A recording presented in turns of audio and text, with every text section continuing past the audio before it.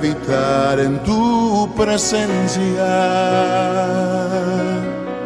menguar para que crezcas tú y cada día seré más como tú. Quebranta mi corazón, quebranta mi vida, te entrego mi voluntad a ti. Todo lo que soy, Señor, todo cuanto tengo es tuyo. Yo quiero menguar para que crezcas tú.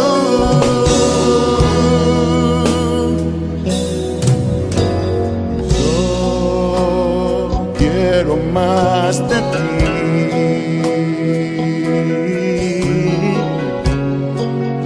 de habitar en tu presencia, menguar para que crezcas tú y cada día seré más como tú. Quebranta mi corazón, quebranta mi vida, te entrego mi voluntad a ti. Todo lo que soy, Señor, todo cuanto tengo es tuyo. Yo quiero menguar para que crezcas tú. Quebranta mi corazón, quebranta mi vida, transfórmame con mi voz a ti, Señor, a ti. solo a ti. Todo lo que soy, Señor, Todo cuanto tengo es tuyo. Yo quiero menguar para que crezcas tú. Yo quiero menguar para que crezcas tú. Yo quiero menguar para que crezcas tú, Jesús.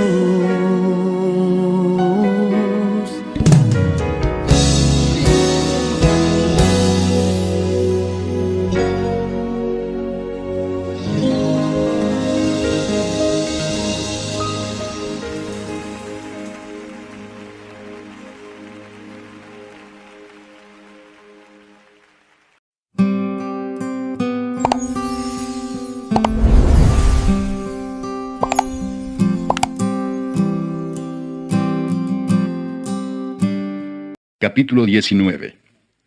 Mejor es el pobre que camina en integridad que el de perversos labios y fatuo. El alma sin ciencia no es buena, y aquel que se apresura con los pies peca. La insensatez del hombre tuerce su camino, y luego contra Jehová se irrita su corazón.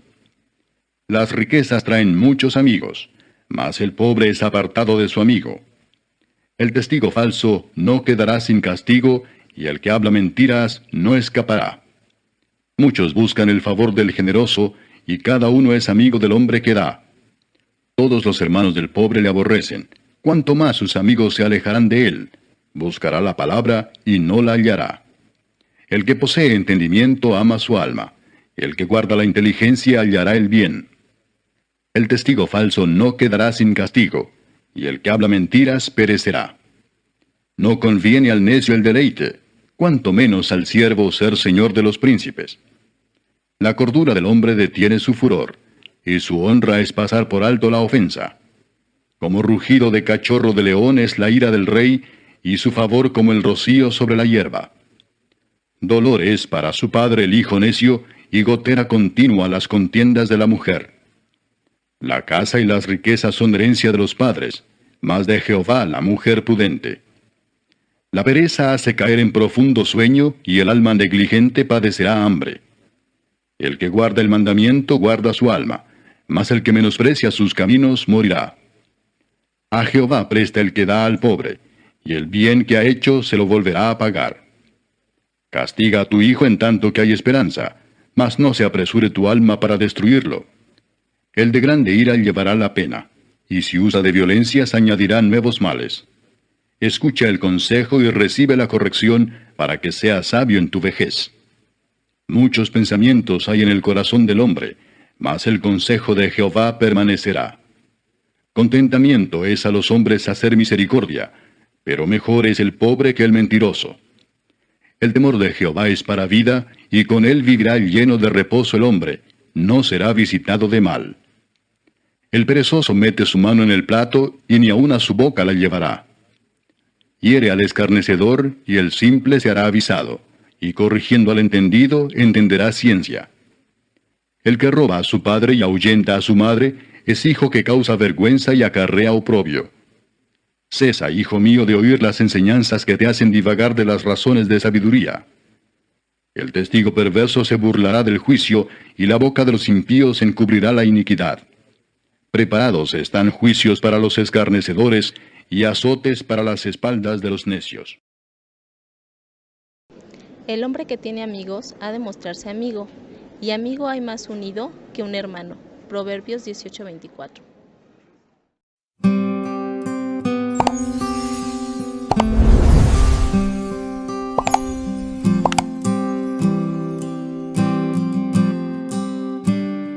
Gracias a Jesús, hoy gozas del favor de Dios. Decía el salmista, ciertamente el bien y la misericordia me seguirán todos los días de mi vida, y en la casa de Jehová moraré por largos días. El cristiano no tiene que seguir las bendiciones de este mundo. El cristiano sigue a Cristo Jesús, y las bendiciones lo persiguen a él, porque hoy gozas del favor de Dios. No tienes por qué temer. Aunque pases por pruebas, el Señor está con nosotros. Él nos sostiene y nos colma de favores y misericordias. Yo no sé qué situación estás pasando hoy, pero la Biblia dice, no olvides ninguno de sus beneficios. Él es el que perdona todas tus iniquidades, el que sana todas tus dolencias, el que rescata del hoyo tu vida, el que te corona de favores y misericordias, el que sacia de bien tu boca, de modo que te rejuvenezcas como el águila. Los que esperan en el Señor, los que confían en ese favor inmerecido, en esa gracia de Cristo, tendrán nueva fuerza. Dice la Biblia, correrán y no se cansarán, caminarán y no se fatigarán. Aquí en Proverbios 19 vemos un versículo donde aparece Cristo simbolizado. Mire, dice 19:12 de Proverbios. Como rugido de cachorro de león es la ira del rey. Cristo Jesús es ese rey, y usted y yo estábamos bajo su ira. Pero dice después, y su favor como el rocío sobre la tierra. Así como desciende la lluvia sobre la tierra, así es el favor de Dios que desciende sobre la vida de los cristianos. Mire, usted y yo antes estábamos bajo la ira de Dios, pero Cristo Jesús vino a este mundo, descendió del cielo a la tierra, vivió esa vida perfecta, fue a la cruz en nuestro lugar. Cristo Jesús pagó por nuestros pecados, y hoy ya no hay más condenación, ya no estamos bajo la ira del rey, hoy tenemos su favor inmerecido. Ese favor inmerecido transforma nuestra vida. El favor del Señor, su gracia, nos convierte de adentro para afuera en personas que se van pareciendo más y más a Jesús.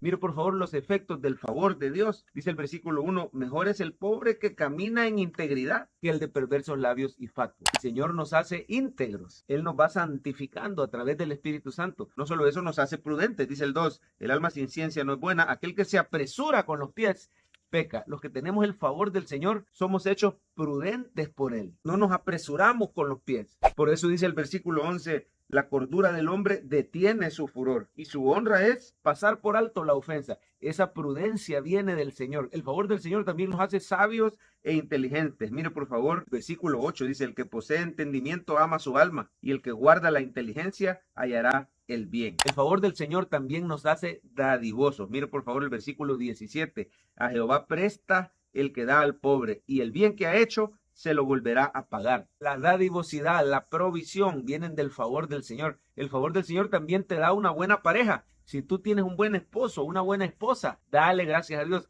Y si se lo estás pidiendo, este día depende del favor inmerecido de Dios para recibir esa petición. Mire por favor el 14, la casa y las riquezas son herencia de los padres, mas de Jehová la mujer prudente. El favor del Señor también nos hace personas diligentes. Dice el 15, la pereza hace caer en profundo sueño y el alma negligente padecerá hambre. Antes éramos negligentes, pero el favor del Señor nos transforma y nos hace diligentes. El favor del Señor te hace obediente también a la palabra. Dice el 16, el que guarda el mandamiento, guarda su alma, mas el que menosprecia sus caminos, morirá. La obediencia a la palabra de Dios, la obediencia a sus mandamientos, eso viene del favor de Dios. El favor de Dios transforma nuestra vida. Ese es el mensaje de hoy, el mensaje de Proverbios 19. Cristo Jesús nos trae ese favor inmerecido. Él nos da sabiduría para la crianza de los hijos. Mire cómo dice el 18, castiga a tu hijo en tanto que hay esperanza, no se apresure tu alma para destruirlo. La persona sin Cristo no tiene sabiduría y termina destruyendo la vida de sus hijos porque no los corrige. Pero en Cristo Jesús tenemos sabiduría como padres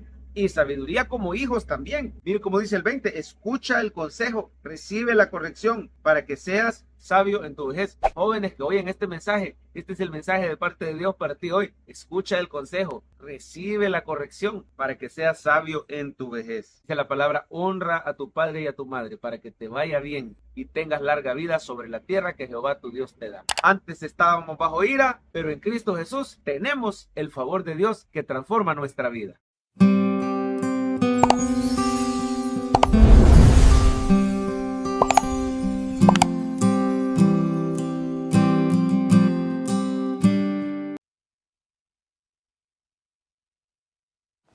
El libro de Josué. Retrocedamos un poco y recordemos la historia hasta ahora. Dios eligió a Abraham y su familia se convirtió en el pueblo de Israel, que luego es esclavizado en Egipto. Así que a través de Moisés, Dios rescató a Israel de Egipto. Él hizo un pacto con ellos en el monte Sinaí y los llevó a través del desierto.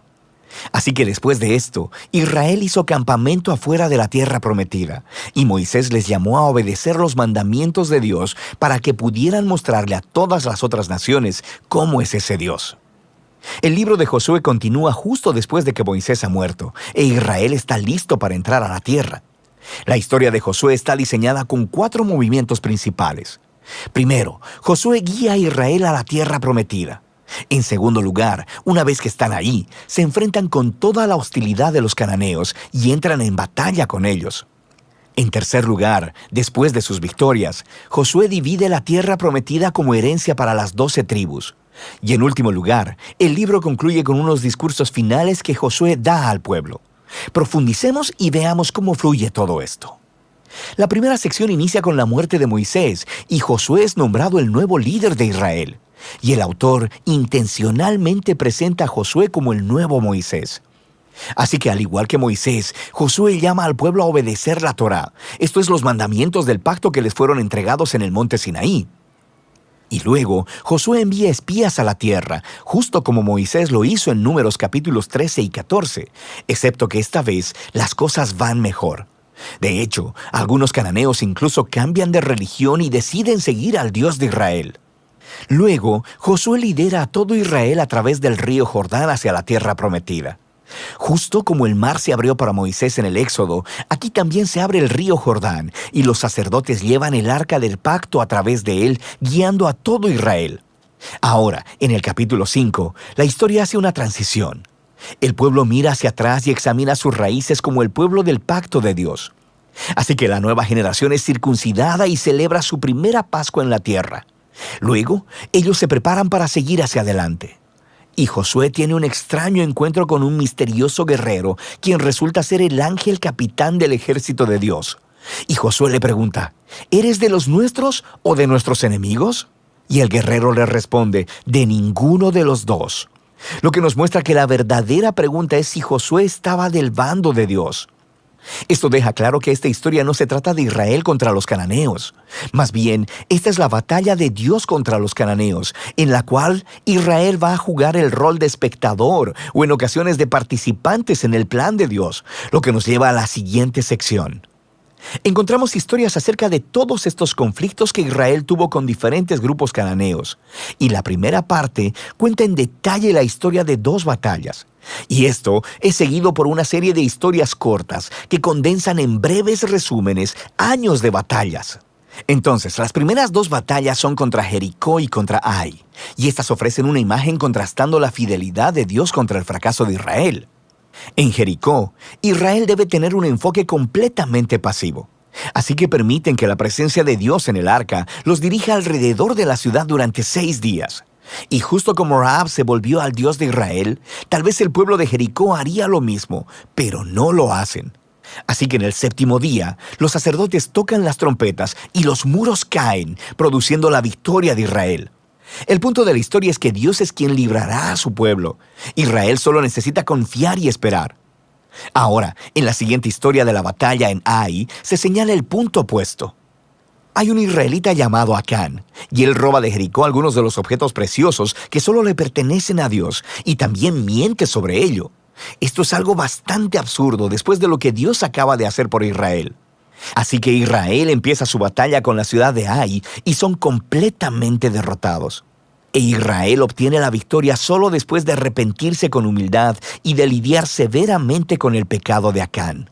De manera que estas dos historias son colocadas juntas para señalar un punto importante. Si Israel va a heredar la tierra, deben ser obedientes y confiar en los mandamientos de Dios. Ellos no recibirán un trato especial. La segunda parte de esta sección comienza con los Gabaonitas, un pueblo cananeo. Y ellos hacen justo lo que Rahab hizo, volverse al Dios de Israel y hacer paz con Israel. Esto contrasta con los otros reyes cananeos, quienes empiezan a hacer alianzas y coaliciones porque quieren destruir a Israel. Así que Israel lucha contra ellos y los vence aplastantemente.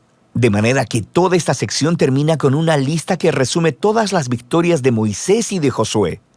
Ahora, detengámonos un momento, porque es probable que te molesten estas historias y la violencia que ellas contienen. Y si eres seguidor de Jesús, no podrás evitar preguntarte, ¿no dijo Jesús que amarás a tus enemigos? ¿Por qué aquí Dios está declarando la guerra? Primero, ¿por qué los cananeos? Las razones principales se nos dan con anterioridad en la historia bíblica. Porque la cultura de los cananeos se había vuelto moralmente corrupta en extremo, especialmente con respecto al sexo. Mira Levítico capítulo 18. Además, también practicaban ampliamente el sacrificio de niños. Mira Deuteronomio capítulo 12. Dios no quería que estas prácticas influenciaran a Israel, así que los cananeos debían ser destruidos, lo cual genera una segunda pregunta. ¿Ordenó Dios realmente la destrucción de todos los cananeos, algo así como un genocidio? A primera vista, esa es la impresión por las frases utilizadas en estas historias.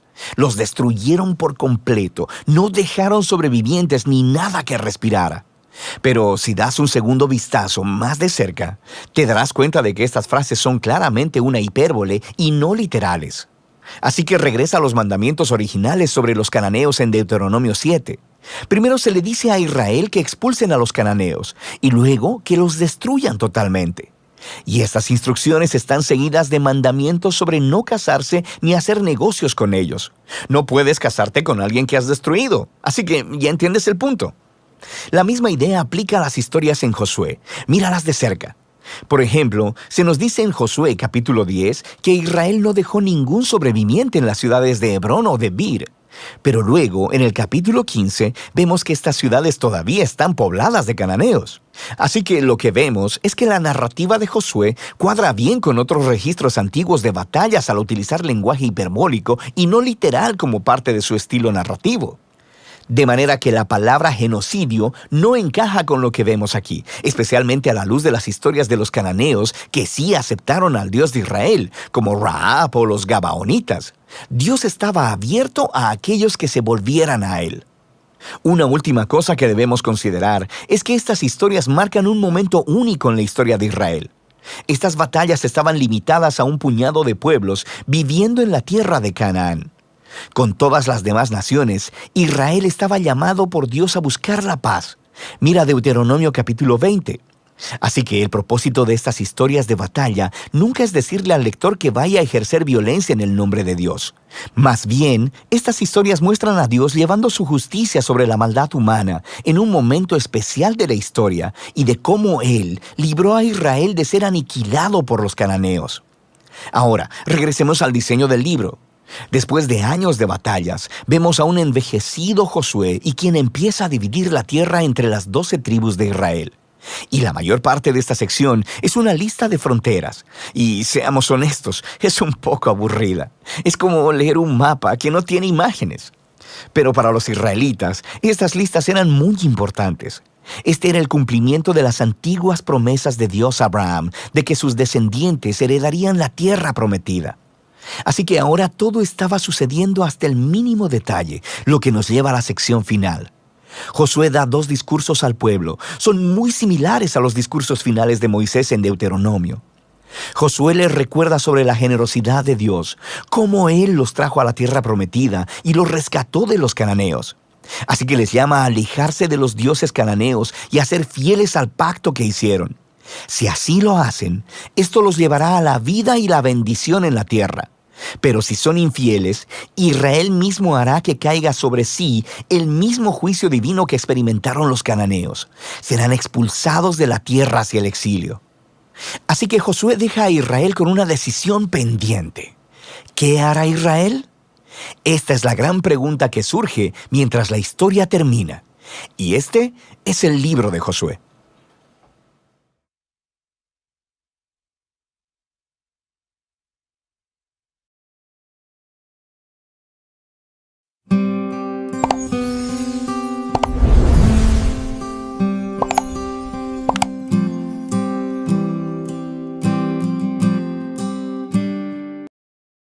El libro de Josué, capítulo 13. Cuando Josué ya era anciano, el Señor le dijo: Estás envejeciendo y todavía queda mucha tierra por conquistar. Aún faltan todas las regiones de los filisteos y de los jesureos, y el territorio más extenso de los cananeos, el cual se extiende desde el arroyo de Sior, en la frontera con Egipto, hasta los límites de Ecrón, al norte. Abarca el territorio de los 5 gobernantes filisteos de Gaza, Asdod, Ascalón, Gat y Ecrón. También falta por conquistar la tierra de los sabeos, al sur. En el norte, la siguiente área tampoco está conquistada aún. Toda la tierra de los cananeos, incluso Meara, lugar que pertenece a los sidonios, que se extiende al norte hasta Afec, en la frontera con los amorreos, la tierra de los giblitas y toda la región de montañas del Líbano, que está hacia el oriente, desde Baal-Gad al pie del monte Hermón, hasta Lebo Amat, y toda la zona montañosa desde el Líbano hasta Misrefot Maim, incluida toda la tierra de los sidonios. Yo mismo iré expulsando a esos pueblos de la tierra del paso de los israelitas. Así que asegúrate de darle esta tierra a Israel como una preciada posesión, tal como te lo ordené. Incluye todo este territorio como posesión de Israel, cuando repartas la tierra entre las 9 tribus y la media tribu de Manasés. La media tribu de Manasés, la tribu de Rubén y la tribu de Gad ya habían recibido sus respectivas porciones de tierra al oriente del Jordán, pues Moisés, siervo del Señor, se las había asignado anteriormente.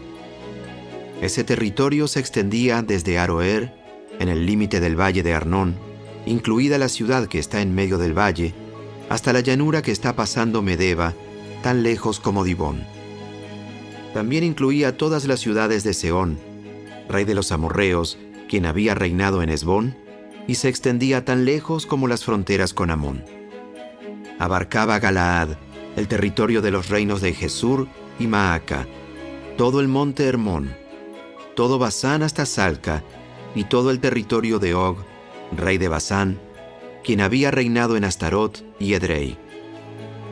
El rey Og fue el último de los refaítas, porque Moisés los había atacado y expulsado. Pero los israelitas no expulsaron a la gente de Jesur y de Maaca, así que esos pueblos siguen viviendo entre los israelitas hasta el día de hoy. Moisés no asignó ninguna porción de tierra a los de la tribu de Leví. En cambio, Como el Señor les había prometido, su porción provenía de las ofrendas quemadas en el altar del Señor, Dios de Israel. Moisés había asignado la siguiente porción a los clanes de la tribu de Rubén. Ese territorio se extendía desde Aroer, en el límite del valle del Arnón, incluida la ciudad que está en medio del valle, hasta la llanura que está pasando Medeba. Incluía Esbón y las otras ciudades de la llanura, Dibón, Bamot Baal, Bet Baal Meón, Jaasa, Kademot, Mefaat, Kiriataim, Sibma, Saret Sahar, en la colina situada sobre el valle, Bet Peor, las laderas del Pisga, y Bet Jesimot. La tierra de Rubén también abarcaba todas las ciudades de la llanura y todo el reino de Sehón. Sehón era el rey amorreo que había reinado en Esbón y había muerto a manos de Moisés junto con los líderes de Madián, Evi, Rekem, Sur, Ur y Reba, príncipes que vivían en la región y aliados de Sehón.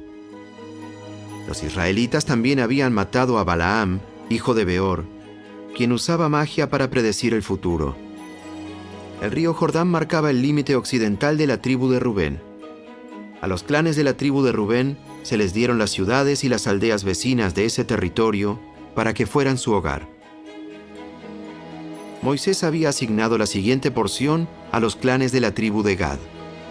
Este territorio incluía Jazer, todas las ciudades de Galaad y la mitad de la tierra de Amón, tan lejos como la ciudad de Aroer, justo al occidente de Rabá. Se extendía desde Esbón hasta Ramat Mispa y Betonim, y desde Maanaim hasta Lodebar. En el valle se encontraban las ciudades de Bet Aram, Bet Nimra, Sucot, Safón y el resto del reino de Sehón, rey de Esbón. La frontera occidental se extendía a lo largo del río Jordán. Su extremo norte llegaba hasta la punta del mar de Galilea y luego giraba hacia el oriente. A los clanes de la tribu de Gad se les dieron las ciudades y las aldeas vecinas de ese territorio para que fueran su hogar. Moisés había asignado la siguiente porción a los clanes de la media tribu de Manasés. Ese territorio se extendía desde Manaim y abarcaba todo Basán, todo el antiguo reino del rey Og y las 60 ciudades de Jair en Basán. También incluía la mitad de Galaad y Astarot y Edrei, ciudades de la realeza que pertenecían al rey Og. Todo eso se les entregó a los clanes de los descendientes de Maquir, hijo de Manasés. Esa fue la asignación de tierras que Moisés había hecho mientras estaba en las llanuras de Moab, al otro lado del río Jordán, al oriente de Jericó. Sin embargo, Moisés no dio ninguna porción de tierra a la tribu de Leví, porque el Señor, Dios de Israel, había prometido que Él mismo sería su porción.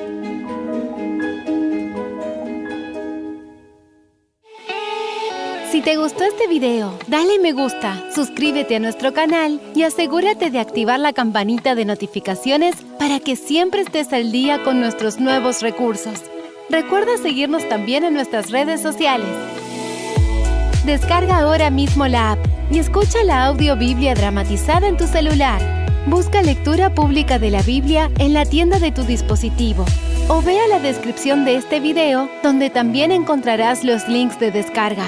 Para ver el siguiente video, toca el recuadro que aparece en tu pantalla. ¡Hasta pronto!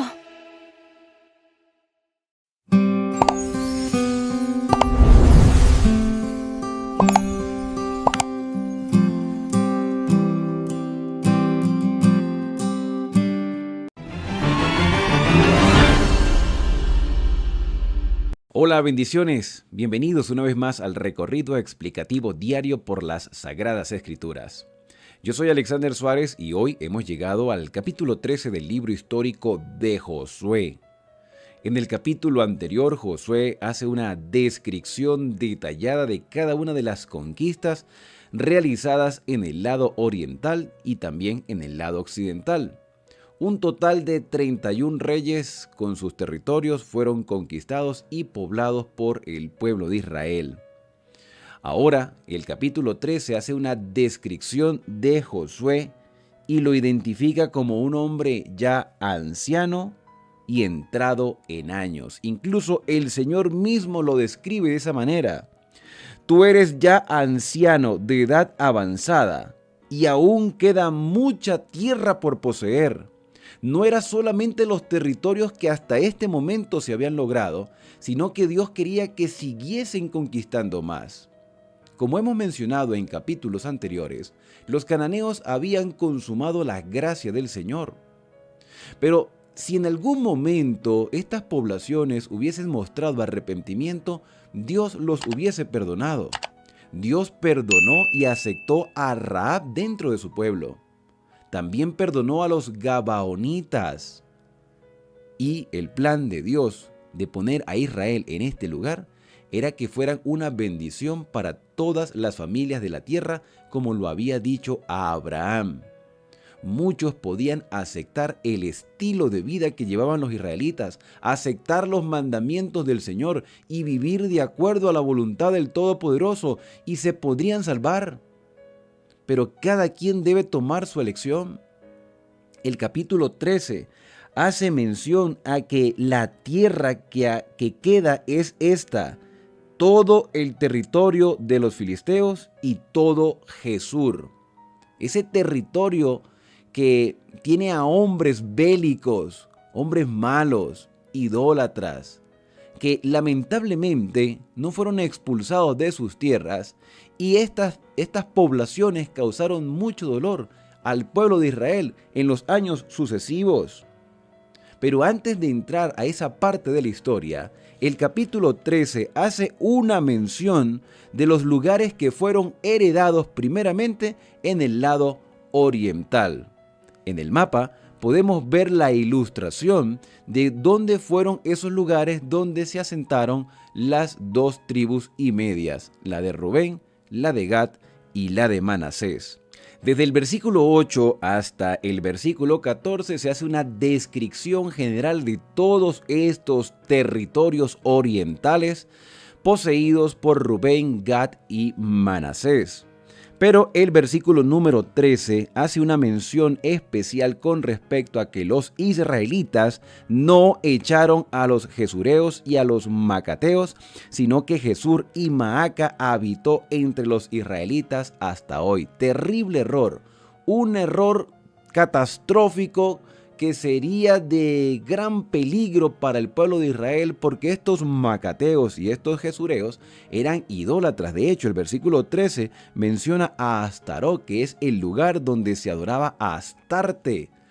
Y, por supuesto, estas poblaciones que no fueron erradicadas de sus territorios fueron una piedra de tropiezo para el pueblo de Israel. El versículo 14 también menciona que la tribu de Leví no recibió herencia, sino que los sacrificios del Señor, el Dios de Israel, son su herencia, como él lo había dicho. Los levitas eran los encargados de la vida espiritual del pueblo de Israel, tanto del lado oriental como el del occidental, aunque en el occidente estaba el santuario. Igualmente, los levitas que no tenían posesiones propias podían vivir entre el pueblo para ser sus dirigentes espirituales, sus consejeros, sus orientadores instruidos por el Espíritu Santo. Los versículos desde el 15 hasta el 23 mencionan la herencia detallada de la tribu de Rubén, que aparece en el mapa en la parte sur, en frontera con Moab, pero también se hace una descripción acerca de la muerte de Balaán y se le llama el adivino Balaán, aquel que en algún momento llegó a ser profeta de Dios, pero se desvió por sus propios intereses y es descrito en el libro de Apocalipsis como aquel que incita a el pueblo de Israel a adorar dioses falsos. Incita a Israel a la idolatría y a la sensualidad para que el pueblo caiga por sus propias decisiones, pero es instrumento de Satanás para hacer tropezar a el pueblo de Dios. El Jordán fue el límite de los rubenitas, dice el versículo 23. Esta fue la herencia de los rubenitas conforme a sus familias, esas ciudades con sus viñas. Del versículo 24 hasta el 28 se hace mención de los territorios que fueron la herencia de Gad, y del versículo 29 hasta el 32 se menciona la herencia de la media tribu de Manasés, quien habitó del lado nororiental de la tierra de Canaán. Por último, estos versículos expresan que esto es lo que Moisés había repartido en herencia en los llanos de Moab, del otro lado del Jordán, frente a Jericó al oriente.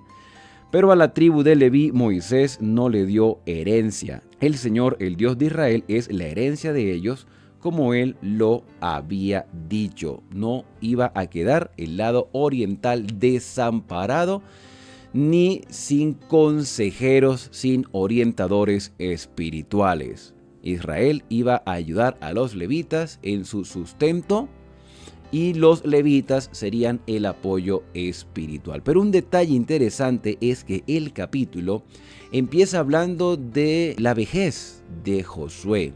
Josué debía repartir todos estos territorios antes de morir, y aunque era un hombre enérgico, también ya estaba avanzado en años. ¿Y qué es lo interesante de esto? Que Josué no designa un sucesor en el liderazgo. ¿Por qué? La Biblia no hace mención detallada sobre esto. Moisés coloca a Josué por mandato divino y Josué toma el liderazgo espiritual de todas las 12 tribus.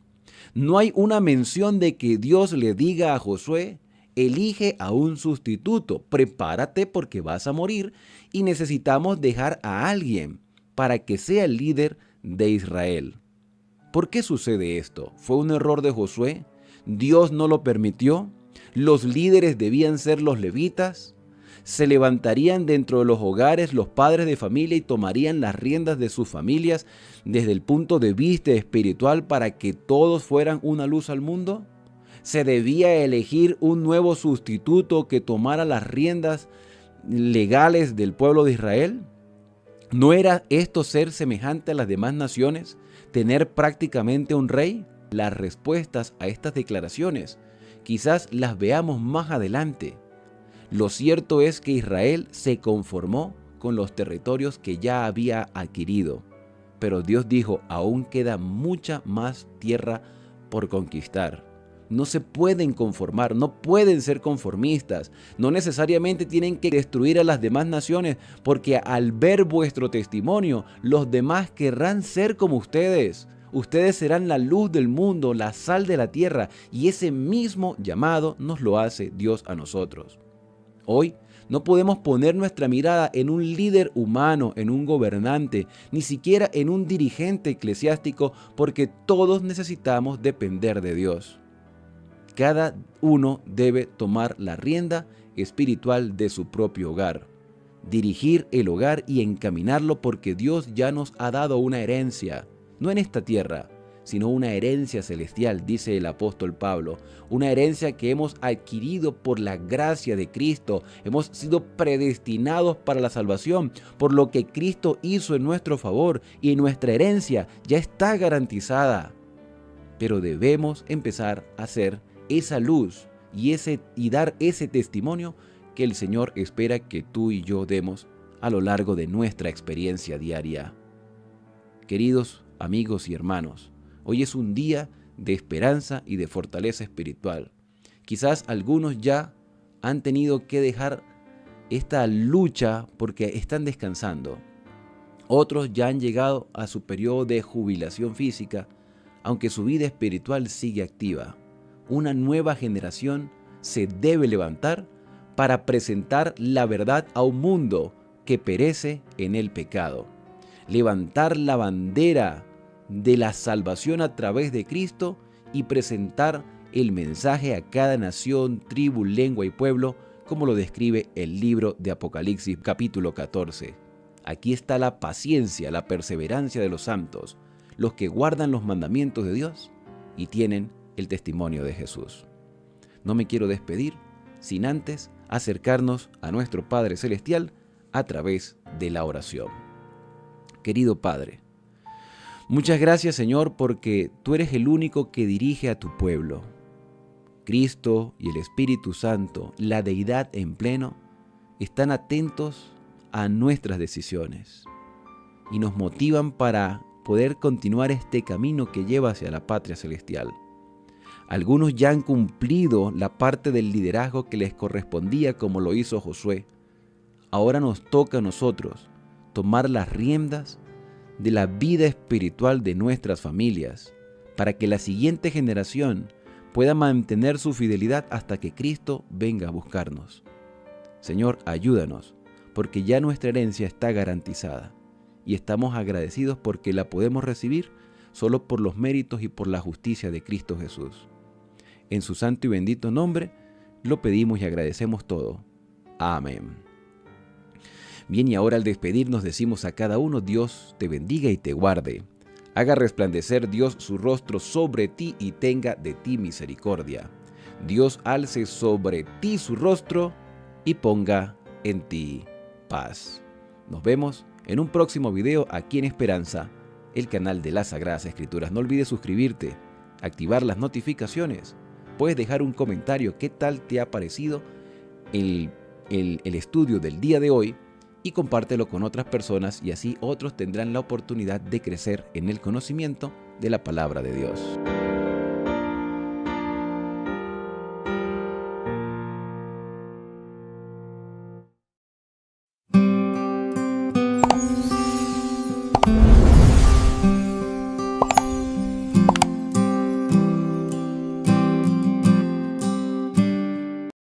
Capítulo 13. Siendo Josué ya viejo, entrado en años, Jehová le dijo: Tú eres ya viejo, de edad avanzada, y queda aún mucha tierra por poseer. Esta es la tierra que queda, todos los territorios de los filisteos y todos los de los gesureos, desde Sihor, que está al oriente de Egipto, hasta el límite de Ecrón, al norte, que se considera de los cananeos. De los 5 príncipes de los filisteos, el Gaseo, el Asdodeo, el Ascaloneo, el Geteo y el Ecroneo. También los Abeos. Al sur, toda la tierra de los cananeos, y Neara, que es de los sidonios, hasta Afec, hasta los límites del amorreo. La tierra de los giblitas y todo el Líbano, hacia donde sale el sol, desde Baal-Gad al pie del monte Hermón, hasta la entrada de Amat. Todos los que habitan en las montañas desde el Líbano hasta Misrefot-Maim, todos los sidonios. Yo los exterminaré delante de los hijos de Israel. Solamente repartirás tú por suerte el país a los israelitas por heredad, como te he mandado. Reparte pues ahora esta tierra en heredad a las 9 tribus y a la media tribu de Manasés. Porque los rubenitas y gaditas y la otra mitad de Manasés recibieron ya su heredad, la cual les dio Moisés al otro lado del Jordán, al oriente, según se la dio Moisés, siervo de Jehová. Desde Aroer, que está a la orilla del arroyo de Arnón, y la ciudad que está en medio del valle, y toda la llanura de Medeba, hasta Dibón. Todas las ciudades de Sehón, rey de los amorreos, el cual reinó en Esbón, hasta los límites de los hijos de Amón. Y Galaad, y los territorios de los gesureos, y de los maacateos, y todo el monte Hermón, y toda la tierra de Basán, hasta Salca. Todo el reino de Og en Basán, el cual reinó en Astarot y en Edrei, el cual había quedado del resto de los rebaitas, pues Moisés los derrotó y los echó. Mas a los gesureos y a los maacateos no los echaron los hijos de Israel, sino que Jesur y Maaca habitaron entre los israelitas hasta hoy. Pero la tribu de Leví no dio heredad. Los sacrificios de Jehová, Dios de Israel, son su heredad, como él les había dicho. Dio pues Moisés a la tribu de los hijos de Rubén conforme a sus familias. Y fue el territorio de ellos desde Aroer, que está a la orilla del arroyo de Arnón, y la ciudad que está en medio del valle, y toda la llanura hasta Medeba. Esbón con todas sus ciudades que están en la llanura. Dibón, Bamot Baal, Bet Baal Meón, Jaasa, Kademot, Mefaat, Kiriataim, Sibma, Saret Sahar, en el monte del valle. Bet Peor, las laderas de Pisga, Bet Jesimot, todas las ciudades de la llanura, y todo el reino de Sehón, rey de los amorreos, que reinó en Esbón, al cual derrotó Moisés, y a los príncipes de Madián, Evi, Requem, Sur, Ur y Reba, príncipes de Sehón que habitaban en aquella tierra. También mataron a espada a los hijos de Israel, a Balaam el adivino, hijo de Beor, entre los demás que mataron. Y el Jordán fue el límite del territorio de los hijos de Rubén. Esta fue la heredad de los hijos de Rubén, conforme a sus familias, estas ciudades con sus aldeas. Dio asimismo Moisés a la tribu de Gad, a los hijos de Gad, conforme a sus familias. El territorio de ellos fue Jazer, y todas las ciudades de Galaad, y la mitad de la tierra de los hijos de Amón, hasta Aroer, que está enfrente de Rabá.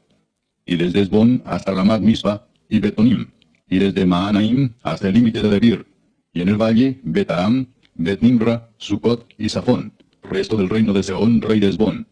El Jordán y su límite hasta el extremo del mar de Cineret, al otro lado del Jordán, al oriente. Esta es la heredad de los hijos de Gad por sus familias, estas ciudades con sus aldeas. También dio Moisés heredad a la media tribu de Manasés, y fue para la media tribu de los hijos de Manasés conforme a sus familias. El territorio de ellos fue desde Maanaim, todo Basán, todo el reino de Og, rey de Basán, y todas las aldeas de Jair que están en Basán, 60 poblaciones, y la mitad de Galaad, y Astarot, y Edrei, ciudades del reino de Og en Basán, para los hijos de Maquir, hijo de Manasés, para la mitad de los hijos de Maquir, conforme a sus familias. Esto es lo que Moisés repartió en heredad en los llanos de Moab, al otro lado del Jordán, de Jericó, al oriente. Mas a la tribu de Leví no dio Moisés heredad. Jehová Dios de Israel es la heredad de ellos, como él les había dicho.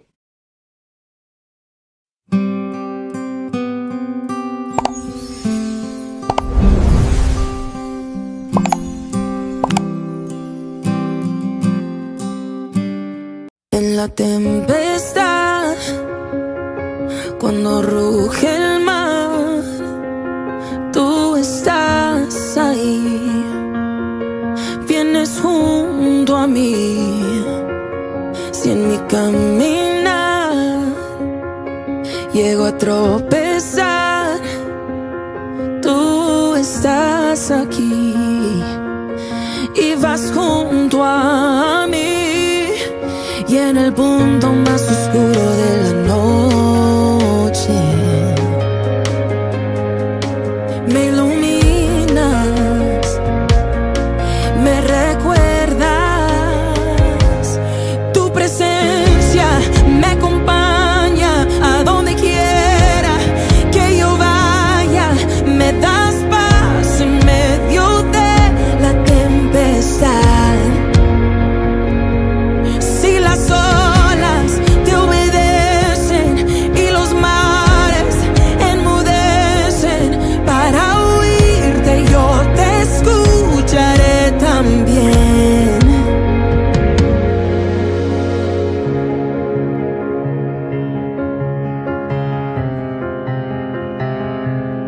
Si llego a dudar y no puedo más,